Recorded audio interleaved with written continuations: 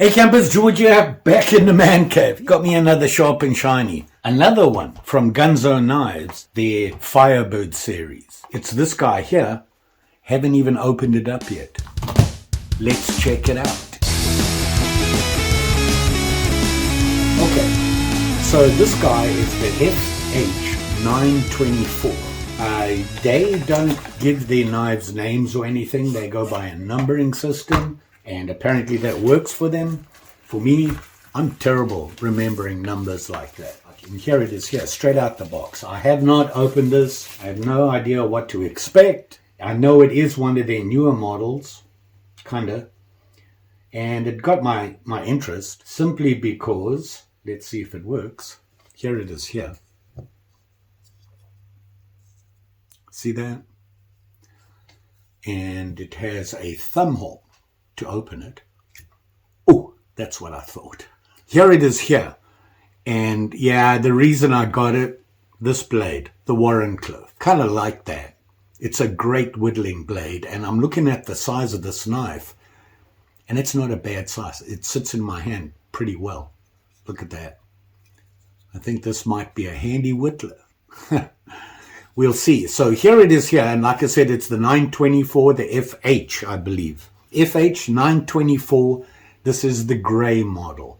Now, they do have different colors. I kind of like this shape. Now, you know me, I'm more traditional than modern, but these guys do a pretty good job as far as price, budget, how well made they are. They are very well made. They're very clean.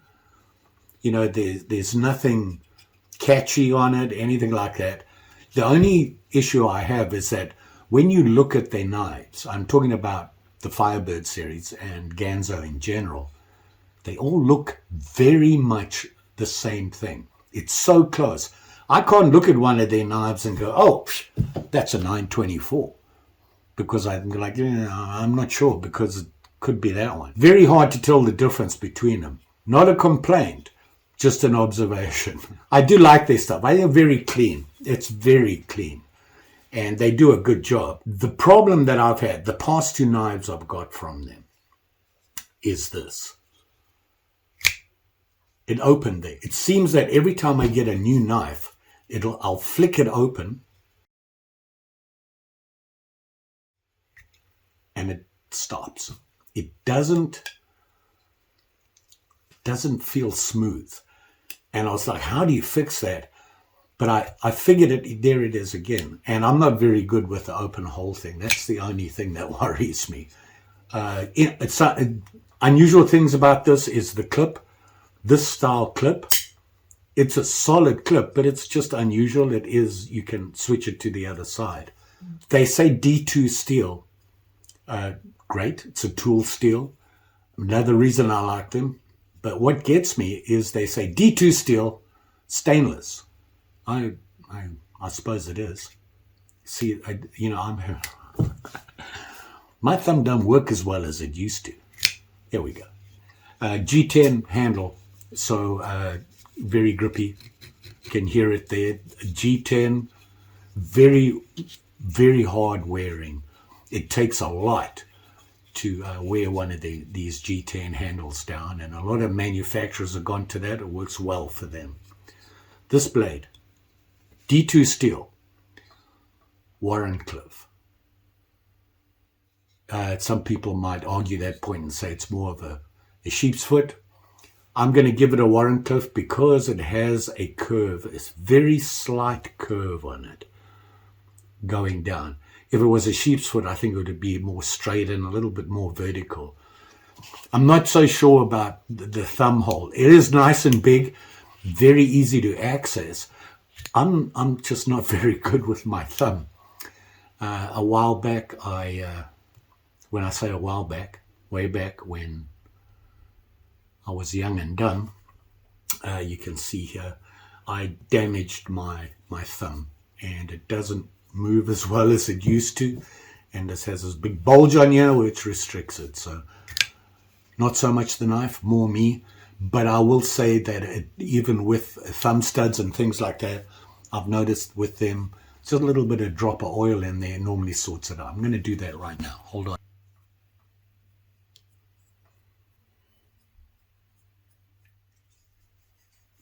work it a little bit. I literally put the oil on here and just let it roll into there. Just I dip my finger in here. And this is Equate mineral oil, lubricant, laxative. Didn't know you actually drank this stuff. Anyway, it's food safe, so if you're using it on your knives and that, and you use them for cutting food processing and things like that, it's food safe. So I put that drop in. I'm going to work it a little bit, and just like this. And let's see how we do now. Okay, going to flick it open. There you go. Already it's working better. The movement, it feels smooth already. I believe it's a ball bearing system, I'm pretty sure. It's not assisted in any way. Now, I will, like I said, I own a couple of their knives, 3 or 4 of them. And I do like them. Budget guy again, their price range, it's right in there for me, so I have no complaints there. They do a good job. Now you can see how smooth.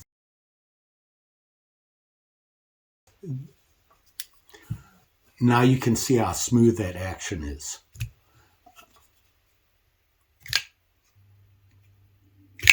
I have to learn to use the knife. I was trying to open it there, and look where my little finger is. You can't flick it out with your little finger there, George. I really struggle with that. But that's me, not the knife.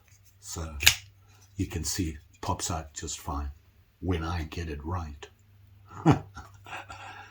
Not a bad knife, I do like their stuff. It's nice and clean, and like I said, it meets my budget. Got it on Amazon, so let's check out the specs. Total length, open, tip to butt, is going to be a blistering 1/6 and 1/8 of an inch. So from the tip to there. Blade length is exactly 2.5 inches from the tip to the choil. So the working edge is 2.5 inches. Like I said, this blade and the shape are perfect for whittling. If I'm going to look at a modern knife, that's what I'm looking for. Every knife I own, if I can't whittle with it, I'm not really interested in using it, because that's the thing I do most, unless it's a work knife. This blade is going to see some work. As you can see, it's Warrenclyffe. It's designed. Got the point. You can get into those little bitty spots. It's just a perfect whittling blade. Almost a flat bottom, flat edge on the top. Very nice. Now, is it sharp? Let's give it a try. I always have one somewhere. Let's see. Oh, ooh. Wow. That is sharp. Okay, that's pretty impressive. Wow. Now we got a cardboard. Yeah. This thing, it's sharp. And this is straight from them, so I haven't done anything to it. And you ready? Let's get some wood going here. Got to make a fire. Winter's coming. Whittle with it. This wood is not very good. But look how easy it goes in. Like that. No problem. I'm going to do a stop cut on it, yeah? Let's do that. And see how we do. Now, this is not a piece of wood I'd normally use. But I've got a stop cut in there, and now I'm just going to slice into it. It sits in my hand for whittling nicely. Very nice. I'm liking this. Huh. Look at that. I mean, it's, see that? That clean slice like that. And you'll notice I'm not just pushing in, I'm slicing with it. It It's a nasty piece of wood, but I don't even know where it's from. I think it might be old pallet wood or something. But there's a really good indicator that when you slice, how clean that slice is.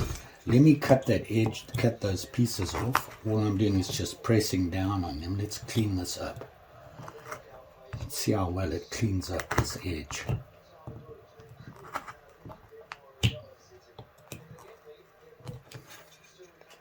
And I'm just going to give it one more, 2 little slices like that. Wow. Look at that. Nice and clean. Very nice. It is, you know. Oh, you know, and I've got some whittling I need to do. What can I say? Closed. It's 3 5/8 from tip to butt. Does have a lanyard hole. You can see that, nice and solid. It's a very clean knife. Now, how well does that blade sit? Right down the middle. Okay, and you can see it's a pretty solid blade. This is not a big knife. You can see it here in my hand. But it's for a whittler. I like this size, and it sits there. That lock, by the way, there is no movement on it. It is a liner lock. You can see it right there, and it don't move. Very well done. G10 handle, like I said.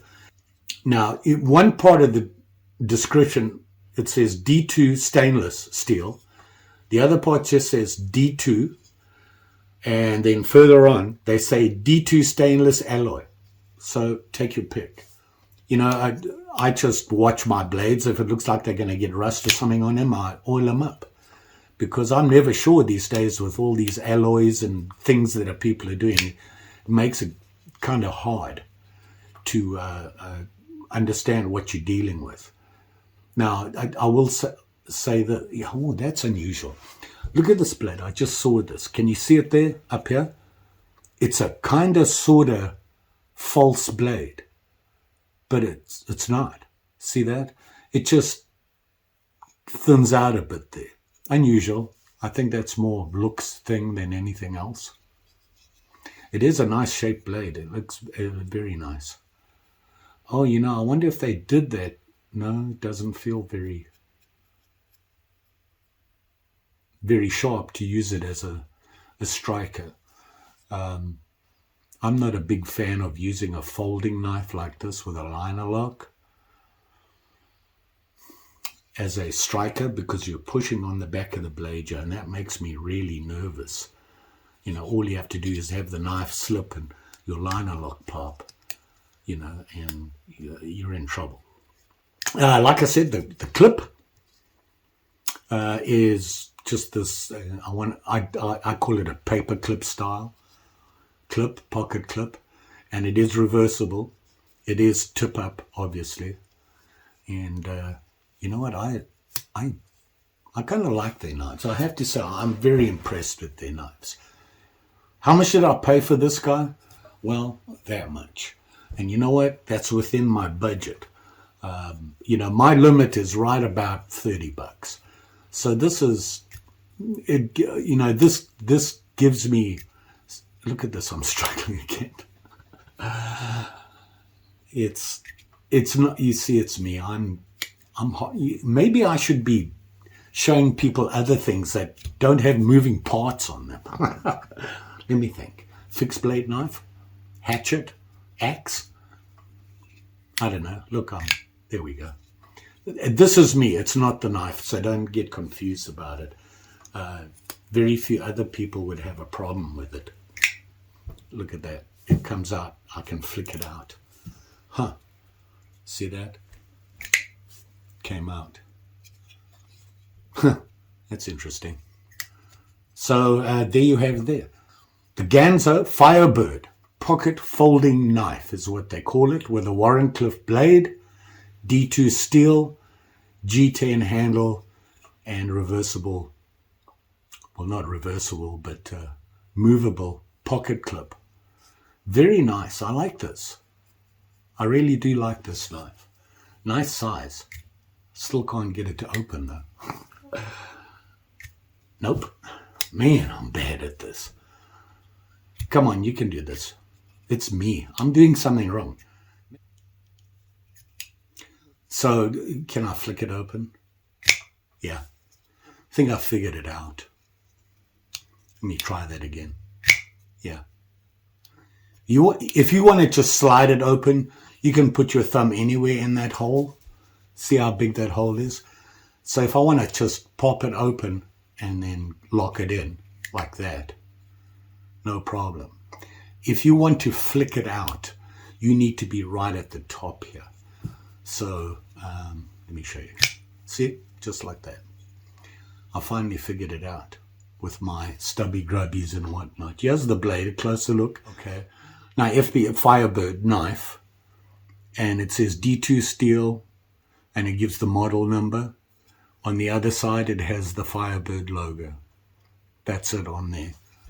Not too bad. I'm not a big fan of logos and things on the blades, but it's pretty small and insignificant, so not a problem. So there you go. The Ganzo Firebird series, the 924, and this is the gray. Like I said, it comes in different models. It's got a little bit of weight to it, not a lot. They say 2.96 ounces. One more time, got to get it right. Look at that. I'm all over this now. I like them. You know, whenever I see them, I always feel that the handle's going to be a little bit, uncomfortable, but you can see they edge them, so you don't have any sharp edges on them. So they do a good job on them. Don't forget, like, share, subscribe. You know the story. Pretty sure I'll be back with another knife. By the way, it does come with this little silky bag you can put it in. I prefer to keep it in a box if I'm going to be putting it in storage. The boxes are all the same. Pretty nice, well done, very basic. Nice little thing on it. You will be safe out there, especially with these guys. And if you like me and you're horrible at doing this, you better be careful, because you never know. Just saying. Thanks for watching. See you again soon. Bye.